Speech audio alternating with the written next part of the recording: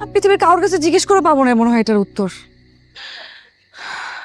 আমি তোমার সম্পর্কে কিছুই জানতাম না, তারপর আমি বিয়ে করছি। একটা কথা কি জানো, জন্ম মৃত্যু বিয়ে এগুলো ভাগ্যে থাকে। আমরা যতই চেষ্টা করি না কেন, যত কিছুই করি না কেন, আমাদের ভাগ্যে যেটা আছে না সেটাই হবে। তুমি আমার ভাগ্যে ছিলা স্বামী, না হলে এভাবে কেন আমার সাথে তোমার পরিচয় হবে? আমি তো তোমার সম্পর্কে কিছুই জানতাম না, হুট করে তুমি আসলে আর আমি তোমাকে বিয়ে করে ফেললাম।